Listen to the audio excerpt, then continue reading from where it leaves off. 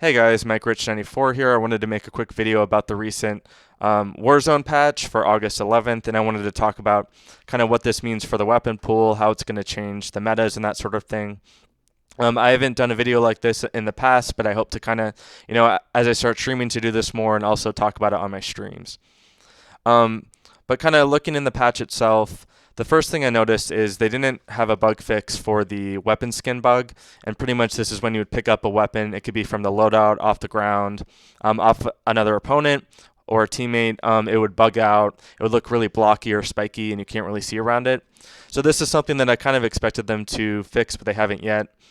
They did confirm over Twitter that they are working on a fix. They're just not sure exactly when this will come out.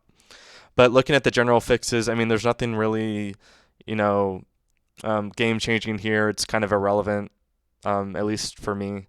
But if we get to the meat of this, it's with the weapon changes. So the two main takeaways from this patch are the FAL nerf at close range and the Bruen nerf in general. So looking at the FAL, a lot of people were using this with the sniper to kind of finish people close range to medium range instead of taking an SMG. But what they did is they reduced the near damage. It talks about the limbs and the lower torso always being 3-shot. I don't know if this is before the patch or after the patch. It's a little confusing with the wording, but pretty much just know that it'll take more shots at close range. They did buff it. They increased the headshot damage. It says 2 hit at range with 1 headshot. So I think if you're using it more like an AR, you won't really notice much of a difference, and maybe that headshot will help. But if you're trying to use it like an SMG, it's just not going to have the same, it's not going to pack the same punch as it used to. Moving down the list, we got the Holger 26. And looking at these last three, these are all LMGs. So I think what they're trying to do is they're trying to make these LMGs more viable.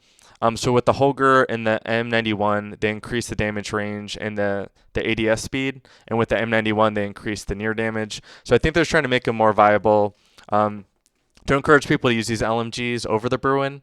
And then the Bruen, pretty much ever since the Grau nerf, people found this weapon to be a laser at range.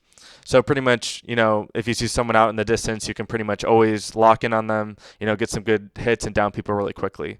So what they did is they reduced the damage range. So the way this works is at a certain point, maybe you're doing 30 damage or whatever it might be. I don't have the statistics in front of me. At a certain point, there's a cutoff, and then once you pass that cutoff at range, you're going to do less damage than closer in range.